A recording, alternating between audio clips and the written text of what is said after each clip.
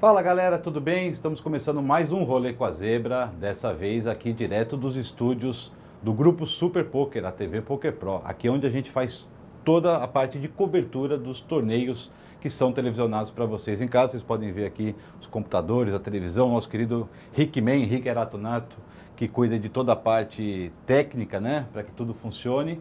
E o nosso convidado desta vez para o Rolê com a Zebra é Sérgio Prado. Nós vamos lá para o outro lado do estúdio para começar essa entrevista que eu tenho certeza que vai ser bem bacana. Estou aqui recebendo o grande Serginho Prado. Mais uma vez, obrigado aí pelo carinho de estar nos atendendo. Na verdade, o Serginho é o único que já foi entrevistado 2 vezes, né? E aí o pessoal de casa deve estar perguntando, como assim 2 vezes? Eu não vi o Serginho até agora. Na verdade, nós fizemos um ano passado, mas infelizmente tivemos um problema de áudio e... Coisas da televisão. Coisas de televisão, exatamente. Então, estamos fazendo novamente aqui. Então, mais uma vez, obrigado aí por estar nos atendendo. Eu que agradeço. Para mim é um prazer enorme participar. Eu gosto muito de entrevistar as pessoas, mas gosto de falar também. É bom, né? Sempre trabalhei em TV, então tem essa coisa de gostar de televisão, de fazer. Eu sei que é uma das coisas mais legais que tem para você fazer, é trabalhar aqui nesse ambiente de estúdio de televisão, essa coisa toda. Onde a mágica acontece, né, Fábio? Exatamente. Uma das ideias da gente ter feito o rolê dessa vez aqui nos estúdios do Grupo Super Poker, além de mostrar o ambiente, né, de trabalho, onde tudo é feito, também porque o Serginho é um cara de televisão, né? Então, acho que a gente linkou essa ideia e ficou bem bacana e certeza que a gente vai fazer uma entrevista legal. Serginho, queria que você contasse pra gente o seguinte, eu costumo dizer que você é um dos caras que mais ajudou o poker a crescer no Brasil, sem necessariamente estar envolvido no jogo em si, né? Aquele trabalho por trás do poker. Como é que tudo começou? Explica para o pessoal mais novo que não tem esse conhecimento. Tá, para mim começou mesmo o envolvimento profissional com o poker em 2005. Era o ano que acho que todo mundo já considera esse ano de 2005 como o marco inicial do poker aqui no Brasil, o poker profissional. E por uma coincidência eu estava trabalhando em um outro canal e me chamaram para fazer parte da equipe da ESPN aqui no Brasil. Já tinha a ESPN Brasil, mas aquele canal internacional que era feito lá em Bristol, nos Estados Unidos, estava vindo para cá. A ideia do Trajano era fazer uma equipe brasileira produzindo, com comentaristas e narradores, todos aqui no Brasil. E me chamaram para ser produtor do canal. A primeira reunião para dividir tarefas que a gente teve, a minha chefa na época falou assim, olha, a ESPN tem muitos esportes legais, muitos esportes bacanas, NFL, NBA, MLB, futebol internacional, sinuca e tudo, mas tem muita tranqueira. Então nós vamos tentar dividir para todo mundo pegar coisas legais e tranqueira. Eu levantei a mão, ninguém se conhecia, né, aquela coisa de primeiro dia. Falei assim, olha, eu posso pegar qualquer tranqueira que for, contanto que o poker fique para mim. Todo mundo falou, meu, o poker é a maior tranqueira que tem. Eu falei, deixa comigo que eu sei o que eu estou fazendo. Eu já gostava, já assistia direto, né? Desde 2003 acompanhando a vitória do Moneymaker na ESPN, baixava os programas. Eu falei, poxa, agora eu vou estar trabalhando com isso. Eu vou sonorizar todos os programas da World Series. Não vou nem precisar baixar mais, vou ver com antecedência, vai ser legal pra caramba. Então, e aí peguei o poker para fazer. Daí de lá a gente começou a sonorizar os programas com o Christian Cruel na época, né? E o João Carlos Albuquerque. Depois, como o Christian tinha muita dificuldade por morar no Rio, os horários da ESPN é aquela maluquice, né? Às vezes você liga pro cara e fala, você pode vir gravar agora, já, sabe? Né? Aí eu entrei num site de poker que estava começando naquela época, que era o Super Poker. Vi quem era o primeiro do ranking lá, era o André, a cara, e eu falei, bom, vou atrás desse cara. Vou ver quem é esse cara aí, né? Aí também chamei ele para ser meio um substituto do Christian, ficar ali, ele entrou como comentarista também. E comecei a frequentar os clubes para conhecer as pessoas, tal, comecei a fazer as primeiras coberturas de torneio aqui no Brasil para o Super Poker depois, e a coisa começou ali, mas o início mesmo foi 2005, né? Daí já teve blog na ESPN, já teve um monte de coisa. E foi muito bacana, né? A gente deve muito, acho que o poker deve muito à ESPN. Se nós alcançamos o patamar de hoje, muito se deve à televisão, e a ESPN foi precursora nesse sentido de acreditar no produto poker, né? Bancar o produto poker e trazer a competição do jogo de poker para o Brasil. Eu particularmente, Serginho, eu tive meu primeiro contato, eu era jogador de poker fechado, mas meu primeiro contato com o Texas Hold'em foi através da ESPN assistindo a World Series que o Chris Moneymaker ganhou. Então, a gente tem que sempre agradecer e reverenciar a ESPN por ser a precursora nesse sentido. A ESPN sempre fez um trabalho muito bom com o poker lá fora, né? Sempre apoiou. Antes eles tinham aqueles programas, desde a década de 70 eles já transmitiam a World Series, mas de uma maneira diferente, né? Eles faziam um documentário sobre a série de 1 hora e mostrava com imagens e contava um pouco da história.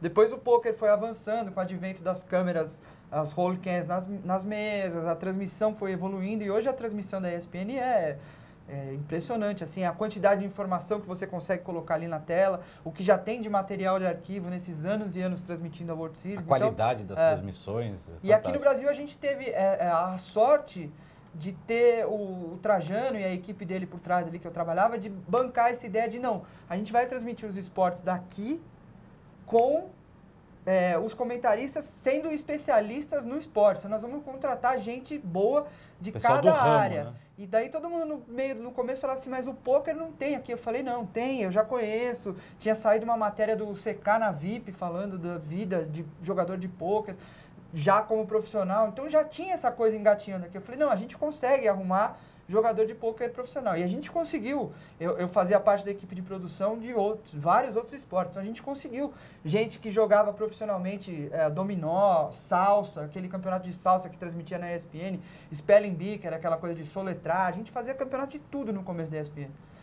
A competição de cachorro, aquele cachorro que pula mais longe na água, era uma maluquice. E daquele do homem mais forte do mundo, você chegou a cuidar também, não? Eu era o responsável por aquilo ali. O homem mais forte do mundo, que era divertidíssimo. E você arrumou um especialista aqui, não? Tinha especialista. E a gente fazia também, às vezes a gente fazia com 2 narradores, porque era uma coisa mais engraçada e tal. Aquele barco viking também, que era uma prova, tipo Olimpíadas do Faustão. Era gravado no Japão, então tinha um monte de gente ali fazendo umas provas malucas. Não tinha especialista, mas botava o Everaldo Marques e o João Carlos Albuquerque lá, que esses caras narram qualquer coisa, e era divertidíssimo. Mas isso foi bom, de ter... mostrar para o pessoal aqui que tinha gente do pôquer já, o pôquer já acontecia, que a coisa foi evoluindo. Depois a gente teve vários comentaristas que passaram lá também, ajudaram, né? E sempre mostrando o pôquer profissional na televisão, que é uma das coisas mais difíceis que tem, é um grande desafio, eu acho.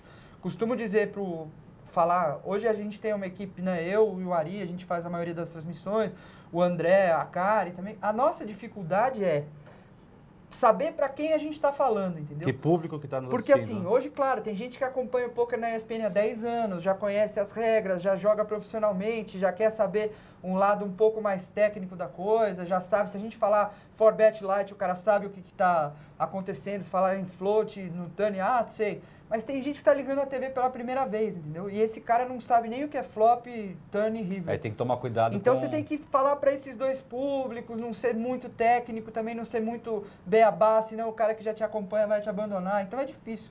Você como comentarista, você sabe disso.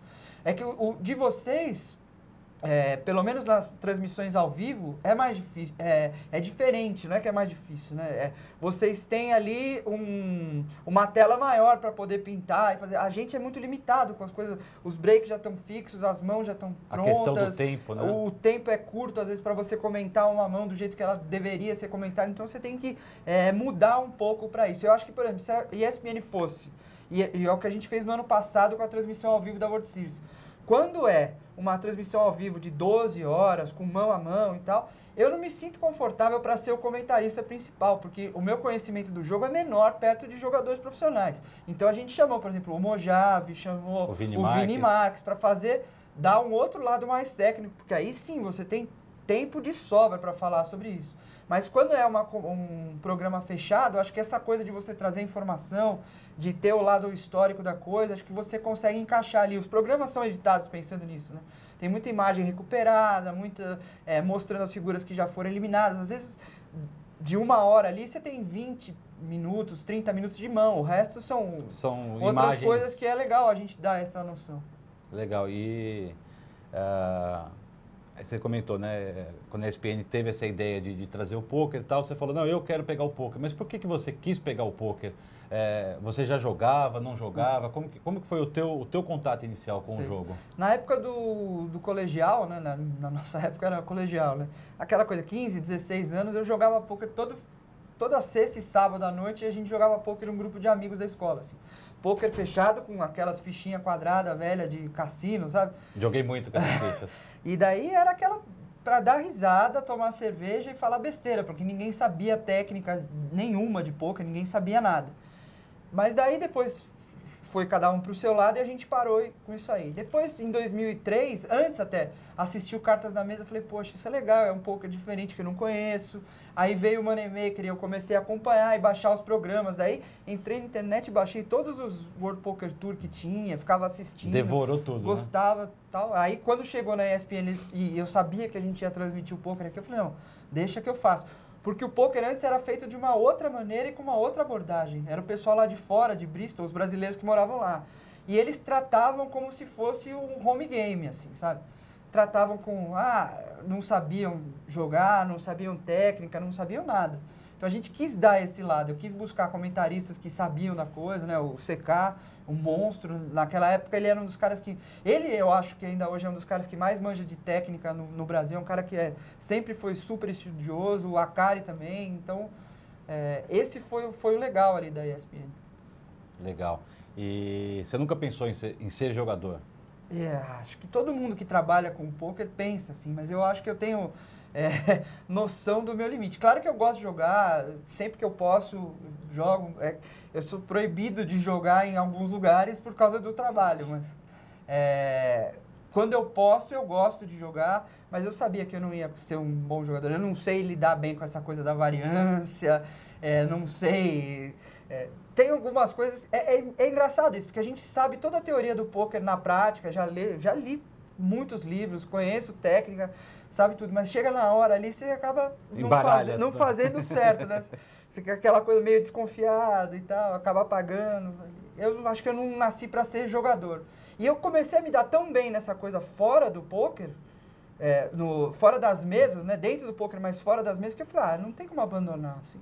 Eu consegui logo de cara trabalhar para a maior emissora de TV de esportes do mundo, que transmite o maior campeonato de pôquer do mundo. Consegui depois escrever para o maior site de pôquer do mundo e cobrir os campeonatos que ele organiza.